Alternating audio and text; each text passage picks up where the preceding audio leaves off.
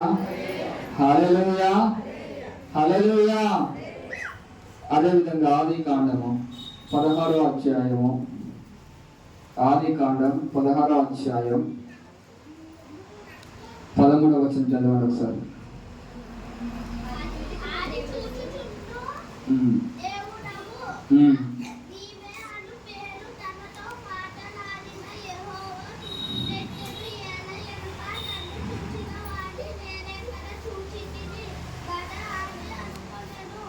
హల్లెలూయా హల్లెలూయా. చూశాడు ఆయన. ఎవరిని చూశాడు? ఇశ్రాయేలు. దేవుడు వారి మీద ఏం చేశాడట? లక్ష్యం ఉంచాడట. హల్లెలూయా. ఇశ్రాయేలు ప్రజలను దేవుడు చూశాడు. వారి మూలుగును దేవుడు విన్నాడు. వారి ప్రార్థనను దేవుడు ఆలకించాడు. ఇశ్రాయేలు ప్రజలు ఫరో కింద బానిసత్వములో ఉన్నారు. బానిసగా ఉన్న ప్రజలు, ఫరో ఏం చేస్తున్నాడంటే వెట్టి పనులు చేస్తున్నాడు. ఇశ్రాయేలు ప్రజలందరితో కూడా ఏం చేస్తున్నాడంట? వెట్టి పనులు చేయిస్తూ ఉన్నాడంట. ఈ బాధ భరించలేక ఎంత వాళ్ళని అణిచివేద్దామని చూశాడు ఫరో. ఇశ్రాయేలు ప్రజలను అణిచివేద్దామని చూశాడు. ఇశ్రాయేలు ప్రజలను లేకుండా చేద్దామని చూశాడు. అక్కడ ఏమంటాడంటే ఫరో ఏమంటాడంటే, హెబ్రీయులకు పుట్టిన ప్రతి మగవాడిని అయితే మీరు చంపేయండి, ఆడపిల్లలనైతే బ్రతకనివ్వండి అన్నాడు. ఎందుకు? మగ పిల్లలు పుడితే ఇశ్రాయేలు సంతానం అభివృద్ధి అయిపోతుంది, కానీ ఆడపిల్లలు పుడితే ఐగుప్తులే విస్తరించిపోతారు. అందుకే ఫరో ప్లాన్ ఏంటిదంటే, దేవుని బిడ్డలు విస్తరించకూడదు, దేవుని బిడ్డలు అధికమవ్వకూడదు, దేవుని బిడ్డలు ఎదగకూడదు, వాళ్ళ సంతానం అక్కడితోటి ఆగిపోవాలి. ఫరో యొక్క ప్లాన్ అది. ఈనాడు చూడండి, దేవుని నమ్ముకుంటున్నాము అని అంటే మనకి ఎంత వ్యతిరేకత స్టార్ట్ అవుతుంది కదా, అవునా కాదు? ఎంత వ్యతిరేకత స్టార్ట్ అవుతుందో. దేవుణ్ణి నమ్ముకుంటే చాలు, మనల్ని అసలు నమ్మబడి. ఇశ్రాయేలు ప్రజలని విస్తరించకుండా ఆపుదామని ఎంతగానో కుట్రలు పన్నారు. దేవుని బిడ్డలు అధికము కాకూడదు అని ఎన్నో కుట్రలు జరుగుతాయని, ఎన్నో కుట్రలు జరుగుతాయి. మీకు విషయం చెప్తానండి. ఇశ్రాయేలు ప్రజలంతా ఎవరికి మొర పెడుతున్నారు? వాళ్ళందరూ కూడా ఎవరికి మొర పెడుతున్నారు?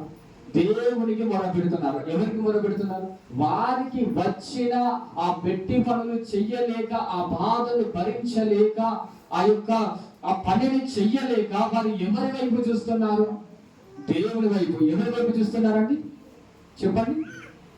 దేవుని వైపు చూసినప్పుడు దేవుడు డైరెక్ట్ గా దిగి వచ్చి ఇశ్రాయేలు ప్రజలను విడిపించాడు. మీకు చెప్పండి, ఒక క్షణంలో విడిపించాడు వాళ్ళని. ఒక క్షణంలో జరిగిన కార్యం మీరు చెప్పండి. దేవుడు సర్వశక్తి కలిగిన దేవుడే, అవునా కదా? ఆయన సర్వశక్తిమంతుడైన దేవుడే, శూన్యములో సమస్తమును చేసిన దేవుడే. ఆయన ఒక్క మాట మాట్లాడితే చాలు, వాళ్ళందరూ విడుదల పొందుకుంటారు. కానీ దేవుడు వాళ్ళకి విడుదల అంత తొందరగా ఇవ్వలేదు.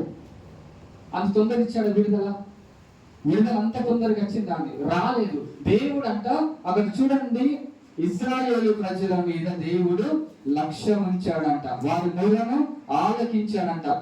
నిర్గమకాండం 2వ అధ్యాయము 24వ వచనం చూడండి.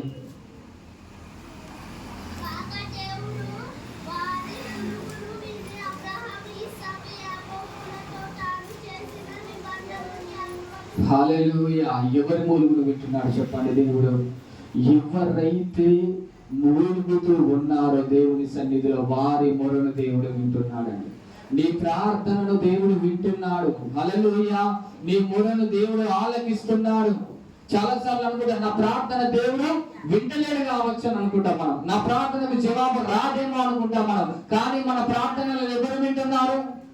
దేవుడు వింటున్నాడు. విడిపించడానికి దిగి వచ్చాడు. అందుకే హాగరు దేవునికి ఒక పేరు పెడుతుంది. ఏం పేరో తెలుసా? చూచుచున్న దేవుడు నీవే అని పేరు పెడుతుంది ఆయనకి. హల్లెలూయా. ఇశ్రాయేలీయులను చూచిన దేవుడు, హాగరు అరణ్యములో జరుగుతుంటే చూచిన దేవుడు, ఈ రోజు ఆయన కన్ను దృష్టి మన మీద ఉన్నది.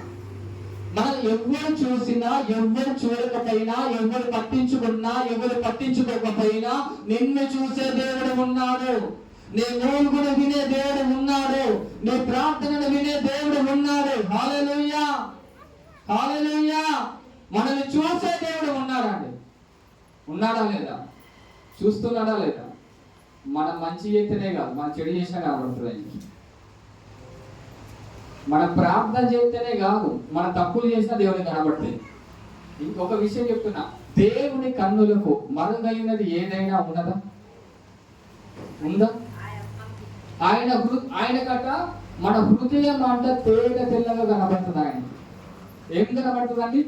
నీ హృదయము తేట తెల్లగా. మనుషులైతే మనిషికి కనబడేది ఓన్లీ బాహ్య రూపమే కనబడుతుంది. ఆయన ఎత్తు, ఆయన హైటు, ఆయన ఎరుప, తెలుప, నలుప, ఆయన వస్త్రధారణే కనబడుతుంది. కానీ దేవునికి మన హృదయం కూడా తేటగా కనబడుతుంది. పాతాళ లోకము కూడా దేవునికి తేటగా కనబడుతుంది. కనబడుతుంది చెప్పండి. దేవునికి అన్ని సమస్తము తేటగా కనబడతాయి. ఆయన ఏ వ్యక్తి బాధలో ఉన్నాడో కనబడుతుంది. ఆయన ఏ వ్యక్తి ఇబ్బందిలో ఉన్నాడో ఆయన కనబడుతుంది. కానీ ఏ వ్యక్తి తప్పుల పాపంలో పడిపోతున్నాడో కూడా ఆయన కనబడుతుంది. ఆయన సమస్తమును ఎరిగిన దేవుడు ఆయన. హల్లెలూయా, హల్లెలూయా. మనకేం కనబడుతుంది చెప్పండి? ఇక్కడ నుంచి మహా అంటే ఆ బ్యాంకు తప్ప ఏం లేదు. తర్వాత దాని అవతల గోడ అవతల ఏముండదో మనకు కనబడదు. కనబడుతుంది. ఇక్కడ నుంచి నువ్వు మొగంతో చూడగలుగుతావా? చూడగలుగుతావు చెప్పండి. నీకు మొగంతో కనబడుతుంది, కృత్రిగా కనబడుతుంది, బండి మీద కనబడుతుందా? అంతే. నువ్వు ఇక్కడ నుంచి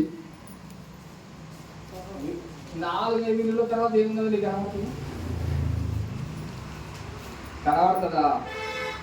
కానీ ప్రతి వ్యక్తి హృదయ రహస్యములు ఎరిగిన దేవుడు ఆయన. ప్రతి వ్యక్తిలో ఏమి జరుగుతుంది, ప్రతి ఇంటిలో ఏమి జరుగుతుందో ఎరిగిన దేవుడు ఆయన.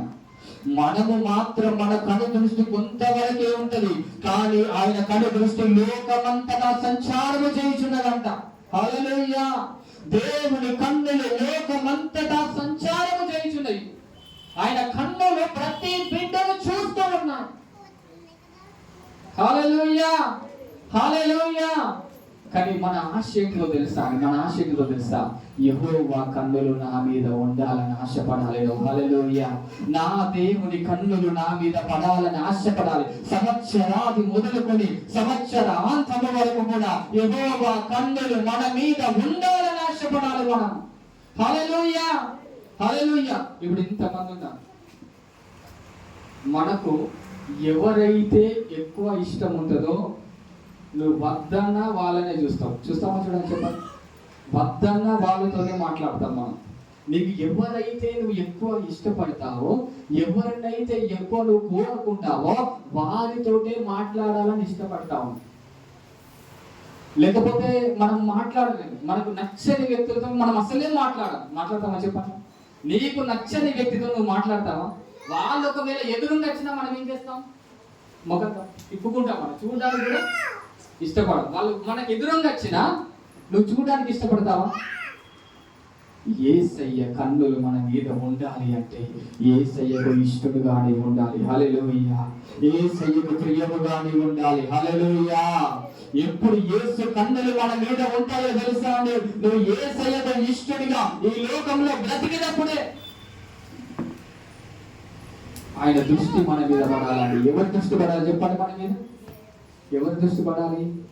యేసయ్య దృష్టి నీ మీద పడాలి అంటే ఫస్ట్ నువ్వు ఆయనకు ఇష్టడుగా మారాలి.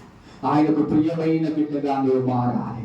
ఆయన కోరుకున్న బిడ్డగా నువ్వు మారాలి. అప్పుడే యేసయ్య కన్నులు నిన్ను చూస్తాయి. హల్లెలూయా. దేవుడు ఇశ్రాయేలీయులను చూచాడు అంటే నార్మల్ గా చూడలే.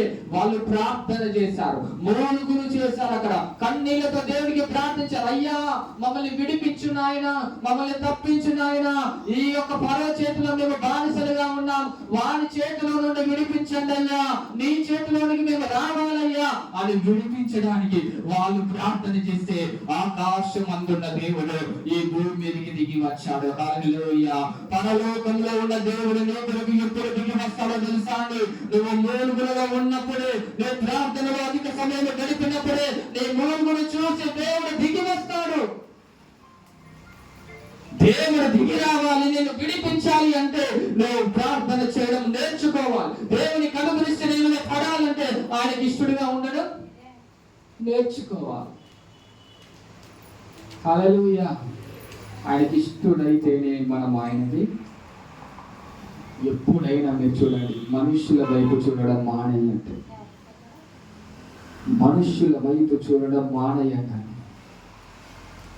నాకు ఎవరు సహాయం చేస్తారా, నన్ను ఎవరు గొప్ప పొజిషన్కి తీసుకెళ్తారా, ఈ వ్యక్తిని నమ్ముకుంటే నాకు పని అయిపోతుంది కావచ్చు, ఆ వ్యక్తిని నమ్ముకుంటే నాకు కార్యం జరుగుతుంది కావచ్చు అని ఎప్పుడు నీ హృదయంలో అనుకోవద్దు. మన కన్నులు ఎప్పుడు కూడా ఆకాశమందున దేవుని తట్టి చూడాలి. హల్లెలూయా. ఆకాశమందున దేవుని తట్టు నీ కన్నులు ఎత్తబడాలి. హల్లెలూయా.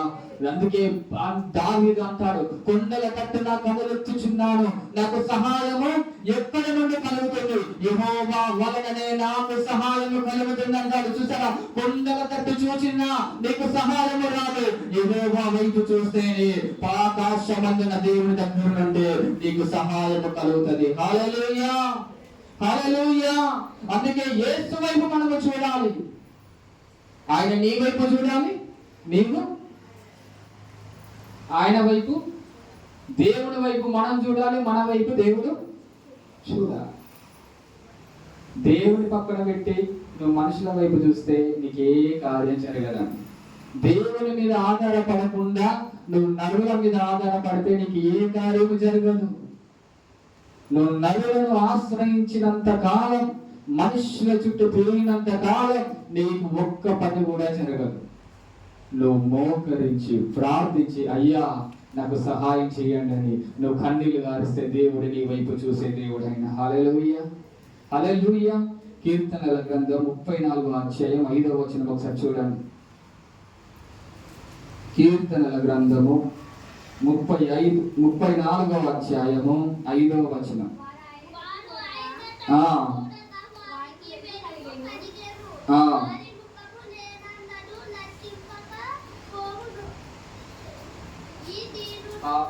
హల్లెలూయా. నాకు అనిపిస్తాను, ఆయన తట్టు చూడగా ఎవరి తట్టు చూడగా చెప్పండి. ఆయన తట్టు, ఎవరి తట్టు? యేసు తట్టు.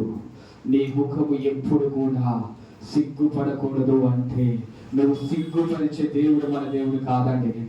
నిన్ను అవమానపరిచే దేవుడు కాదు ఆయన. నిన్ను కృంగిన వారిని లేవనెత్తే దేవుడు ఆయన. హల్లెలూయా. ఎప్పుడు నువ్వు అవమానము పొందే బిడ్డగా ఉండడానికి దేవుడు ఇష్టపడడు. అవమానాలకు ప్రతిగా, నిందకు ప్రతిగా పూదండలు ధరింపజేసే దేవుడు మన దేవుడు. హల్లెలూయా, హల్లెలూయా. అవమానాలకు ప్రతిగా ఆశీర్వాదం అనే వస్త్రములను ధరింపజేసే దేవుడు ఆయన. హల్లెలూయా. ఎవరి తట్టు చూడ, వారు ఆయన తట్టు చూడగా వారికి ఏం కలిగిందంట?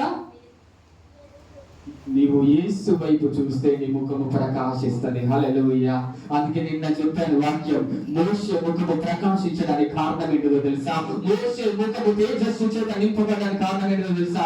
ఆయన తట్టు చూడగా వెలుగు చేత నింపబడ్డాడు ఆయన. హల్లెలూయా. నువ్వు ఆయన తట్టు చూసినప్పుడు మాత్రమే ఆయన వెలుగు చేత నీవు నింపబడతావు. నీ ముఖంలో సిగ్గు ఉండదు, నీ ముఖంలో కలవరం ఉండదు, నీ ముఖంలో దుఃఖము ఉండదు, నీ ముఖంలో వేదన అనేది ఉండకుండా నువ్వు ఆయన తట్టు చూస్తే నిత్యమైన సంతోషం, నిత్యమైన ఆనందం, నిత్యమైన కిరీటమును నీ తల మీద ధరింప చేయడానికి దేవుడు సిద్ధంగా ఉన్నాడు. ఎవరి వైపు చూద్దాం? ఎవరి వైపు? విశ్వాసమునకు కర్త, దాన్ని కొనసాగించు వాడైన యేసు వైపు చూడాలి. హల్లెలూయా. ఎవరి దేనికి కర్త ఆయన?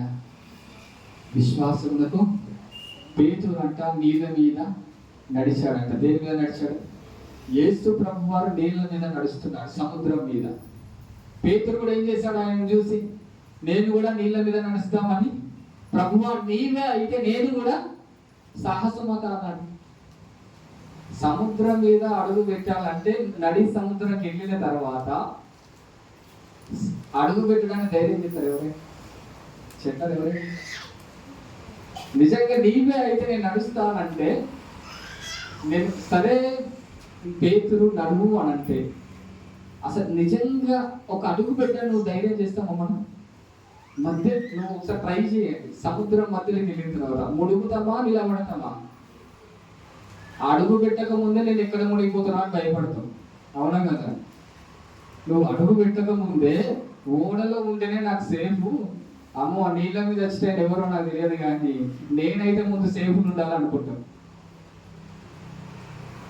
మన జీవితాలు ఎట్లుండే అంటే, పక్కన వాళ్ళు ఎట్లయిపోయినా పర్వాలేదు నేను మంచిగా ఉండాలి, పక్కన ఉన్న వాళ్ళు ఎటువైనా పర్వాలేదు కానీ నేను మాత్రం, పక్కనోడు నాశనం అయిపోయినా పర్వాలేదు, పక్కనోడు కీడులో పడిపోయినా పర్వాలేదు, ఎవరు ఏమైపోయినా పర్వాలేదు కానీ నేను మాత్రం మంచిగా ఉండాలి. అదేనా కాదండి ప్రతి ఒక్కరి ఆశ? అదేనా కాదా?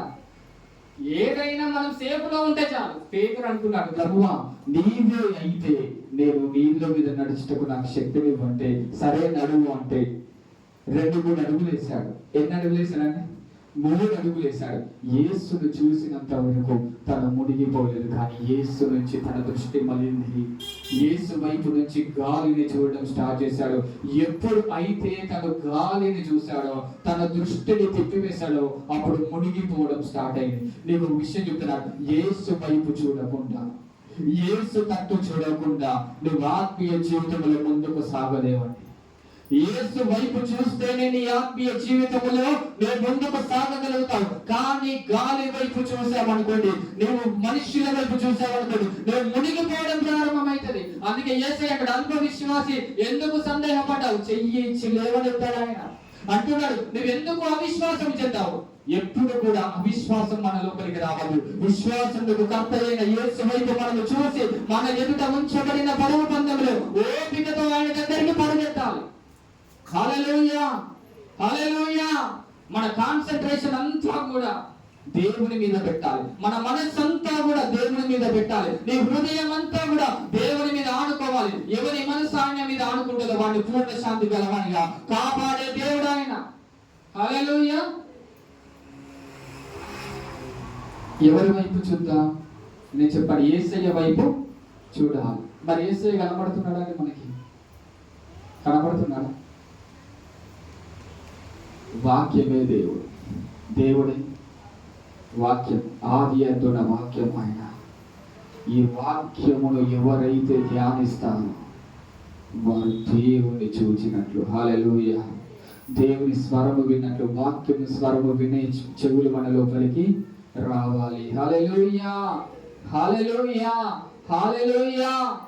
అందుకే యేసు మనం ఆయనను మాత్రమే చూడాలి, ఆయన నిన్ను చూడాలి. ఒక వాక్యం చెప్తానండి, పరమగీతముల గ్రంథము, పరమగీతములు 2వ అధ్యాయము 14వ వచనం.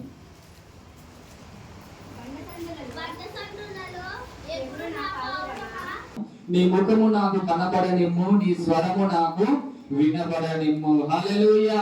దేవుడు ఎవరితో మాట్లాడుతున్నాడంటే సంఘముతో. బండ సందులలో ఎవరు? నా పావురమా, పేట వీధులను ఆశ్రయించు నా పావురమా. అంటే పావురము అంటే సంఘం. సంఘములో ఉన్న వ్యక్తులతోనే దేవుడు మాట్లాడుతున్నాడు. ఏంటిదంటే బండ సందులలో ఎగురుతుందంట, అంటే స్వేచ్ఛ లేదు దానికి. బండ సందులలో ఏం లేదు చెప్పండి, స్వేచ్ఛ లేదు. పైన ఆకాశంలోనైతే అది స్వేచ్ఛగా ఎగురగలుగుతుంది, కానీ స్వేచ్ఛ లేని జీవితం. సంఘానికి స్వేచ్ఛ ఉండకూడదు. స్వేచ్ఛ అంటే తెలుసా? నీకు నచ్చింది చేయడము కాదు, దేవునికి నచ్చింది చేయడమే. అది దేవుడిచ్చే స్వాతంత్రం. అది దేవుడు మనల్ని ఎందుకు దాస్యత్వములో నుంచి విడిపించాడు తెలుసా? నీకు నచ్చినట్లు నువ్వు బ్రతకడానికి కాదు, నీ చిత్తమును నెరవేర్చుకోవడానికి కాదు, దేవుని చిత్తమును జరిగించడానికి. హల్లెలూయా. మనకు స్వేచ్ఛ ఉండకూడదు. స్వేచ్ఛ అంటే మన సొంత చిత్తము చేయడం కాదు, దేవునికి నచ్చినట్లు బ్రతకడమే, ఆయన చిత్తమును చేయడమే, ఆయన యొక్క ఉద్దేశములు నెరవేర్చడమే. అది మన జీవితంలో ఒక ముఖ్యమైన ధ్యేయంగా మార్చబడాలండి. హల్లెలూయా. బండ సందులలో ఎవరు నా పావురమా, పేట బీడులను ఆశ్రయించు నా పావురమా. ఏమంటున్నాడు? నీ ముఖము నాకు కనబడనిమ్ము, నీ స్వరము నాకు. మన ముఖము దేవునికి కనబడాలి. ఎవరికి కనబడాలి? మన ముఖం ఎవరికి కనబడాలి? మన ఫేస్ ఎవరికి కనబడాలి చెప్పండి? నిన్ను ఎవరు చూడాలి?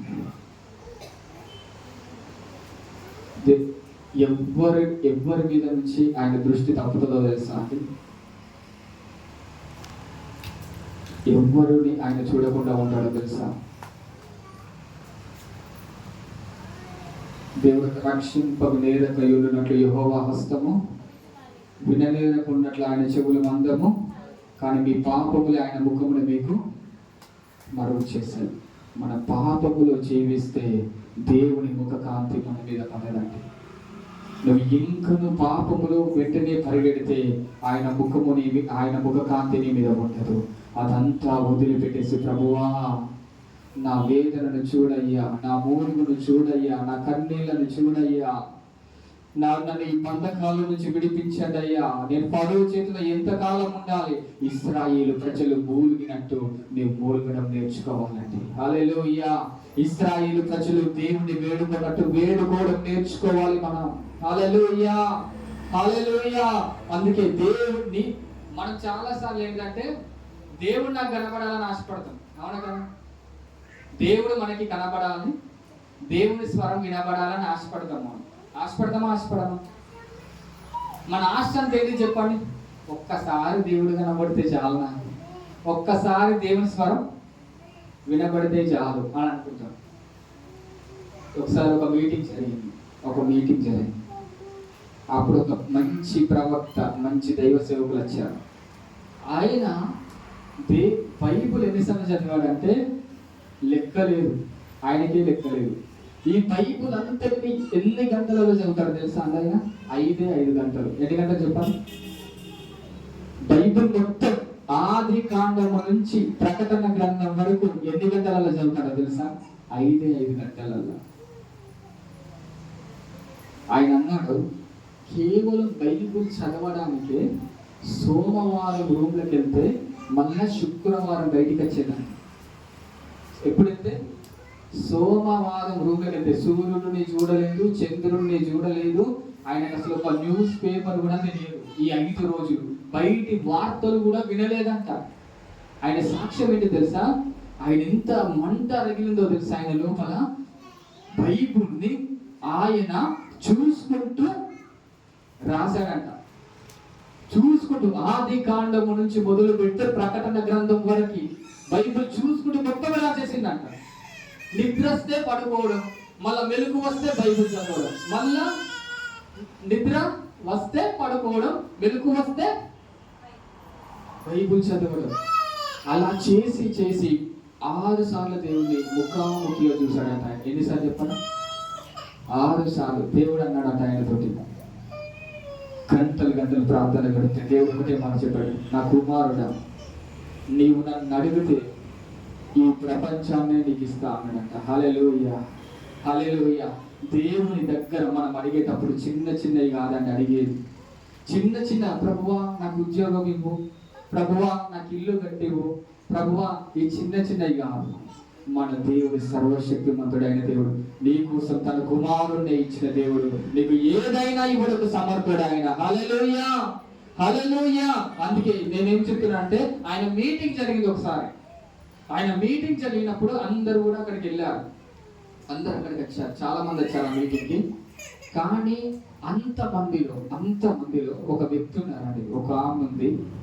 ఆమె ఏమందంటే, నాకు యేసు ప్రభువు ఈ ప్రార్థనలో ముఖాముఖిగా నేను ఆయన స్వరూపాన్ని చూశాను, ముఖాముఖిగా నేను దేవుని చూశాను, తెల్లని వస్త్రములు వేసుకొని వచ్చిన దేవుని నేను చూశాను అని ఆమె చెప్పింది.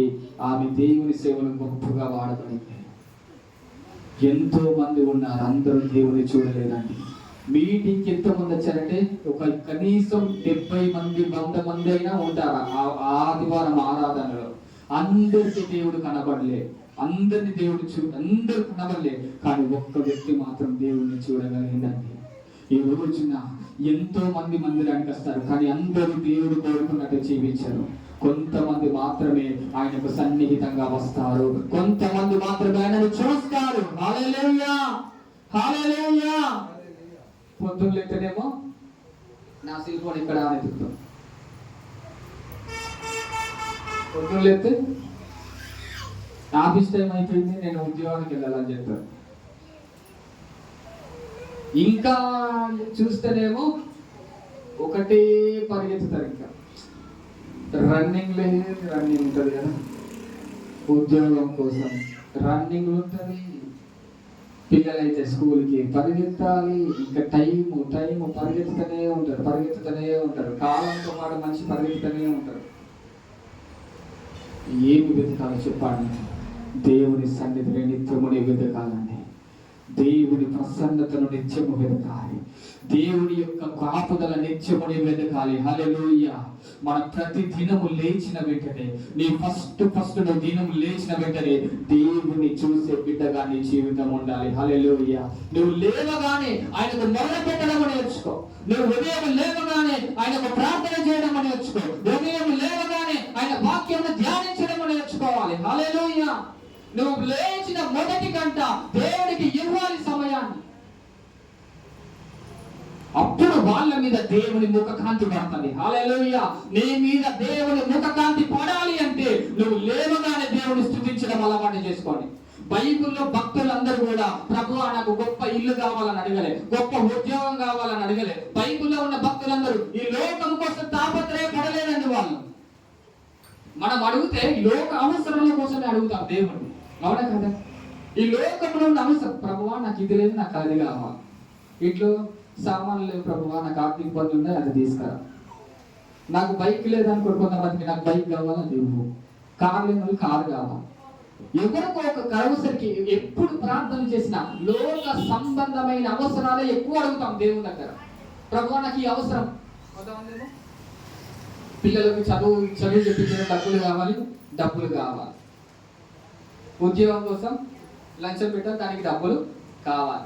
ఎప్పుడైనా దేవుని దగ్గరికి వచ్చి దేవా నీ రాజ్యంలో నేను ఎదుగుతాను, నీ నీతిని నేను వెతుకుతానని ఎవరు అడగలేదు. అందుకే దావీదు ఒక ప్రార్థన చేస్తానండి. దావీదు చేసిన ప్రార్థనను మనం చెయ్యాలి. ఎందుకు? దేవుని దగ్గర ఒకటి అడిగాడంట దావీదు. అదేంటో తెలుసా? కీర్తనల గ్రంథం 27వ అధ్యాయం చూడండి ఒకసారి. కీర్తనల గ్రంథము 27వ అధ్యాయము 4వ వచనం.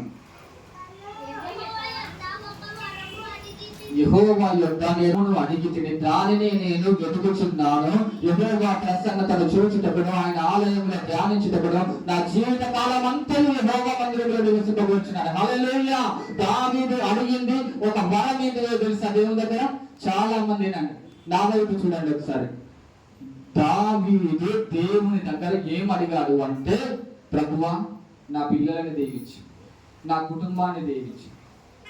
ఇంకేంటి మనం చేసే ప్రార్థనలు? నా అవసరతలు తీర్చు, నా అక్కరలు. ఇది కాదు ఆయన అడిగింది. ఆయన ఫస్ట్ అడిగిన తెలుసా? ప్రభువా నీ ప్రసన్నతను నేను చూడాలి. హల్లెలూయా.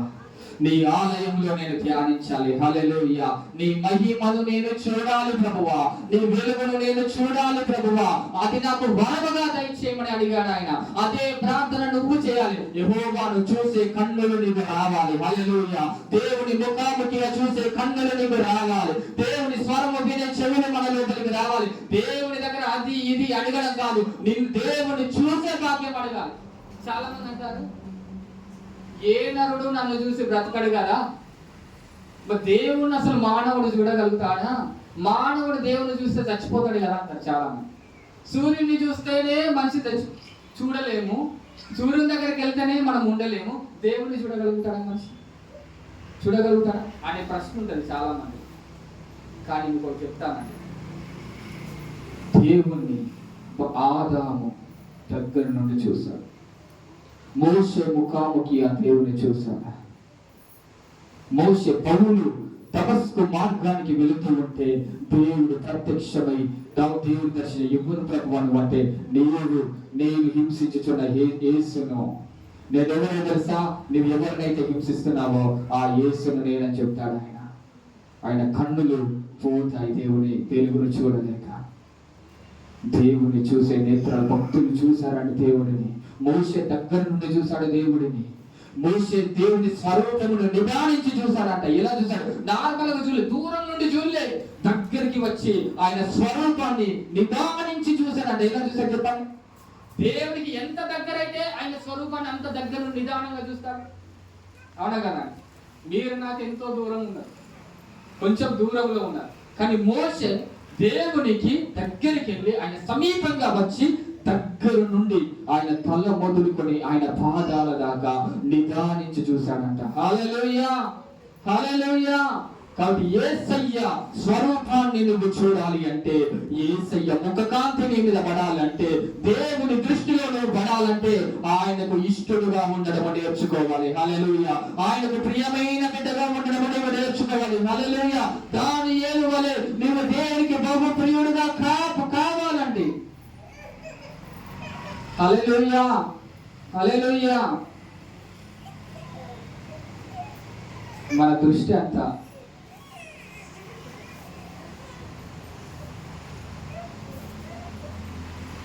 అమెరికాను చూడాలి, ఆస్ట్రేలియాను చూడాలి, ఇంగ్లాండ్ని చూడాలి, దుబాయ్ని చూడాలి, లోకంలోని అందాలను చూడాలి అని ఆశ కంటే దేవుని చూడాలని ఆశ పెరగాలి.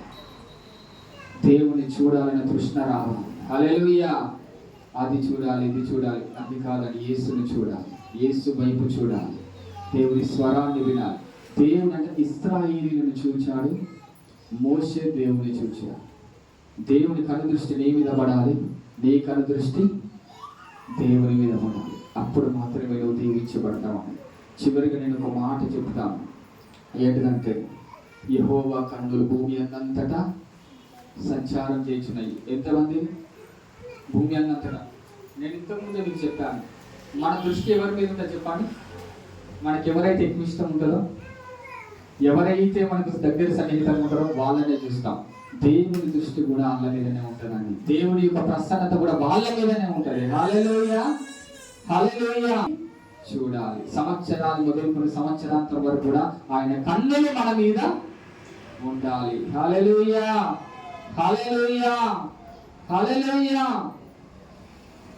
యేసుని చూసే నేత్రములు కావాలి, యేసును స్వరము వినే చెవులు కావాలి. హల్లెలూయా, హల్లెలూయా.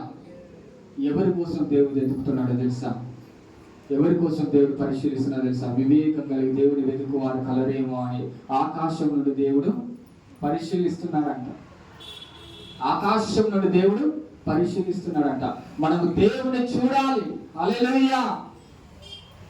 దేవుని చూసిన వాళ్ళకి ఎన్నడైనా లోకాన్ని చూడాలని ఆశ ఉండదంట. దేవుని స్వరం విన్న తర్వాత మనుషులతో మాట్లాడాలని అనిపించదు ఇంకా మనకు. నిజం చెప్తున్నానండి. ఎందుకంటే నీకు ఇంకా లోకం మీద దేవుని చూడలేదని అర్థం, దేవుని స్వరం వినలేదని అర్థం. నీకు ఎప్పుడైతే నువ్వు దేవుని చూస్తావో, ఒక భక్తుడు ఒక పాట రాశాడు. ఏంటిదో తెలుసా? నిన్ను చూచిన కనులతో ఈ లోకమందు ఎవ్వారినైనా కనలేను స్వామి. నిన్ను చూచిన కనులతో ఈ లోకమందు ఎవ్వారినైనా కనలేను స్వామి. యేసయ్యను చూసిన తర్వాత ఆయన కనిపించిందట, అలా చూస్తూ ఉండిపోవాలనిపించిందంట. ఇంకా దేని మీద ధ్యాస లేదంట ఆయనకి, దేని మీద ఆశ లేదంట ఆయనకి, దేని మీద కోరిక లేదంట ఆయనకి. ఒకటే ఆశ కలిగిందట, యేసును చూసిన తర్వాత, ఆయన ముఖాన్ని చూసిన తర్వాత ఇంకా మనకి లోకం మీద ఆశ చచ్చిపోతుంది. అవునా కదా? లోకాన్ని చూడాలని ఆశ చచ్చిపోతుంది, మనుషులను చూడాలని ఆశ చచ్చిపోతుంది. ఆయన చూస్తూ ఉండాలనే మన జీవితం అయిపోతుంది. హల్లెలూయా, హల్లెలూయా. అందుకే యేసు మన కోసం దిగి వచ్చిన దేవుడు ఆయన. హల్లెలూయా, హల్లెలూయా. కాబట్టి చిన్న వాక్యాన్ని దేవుడు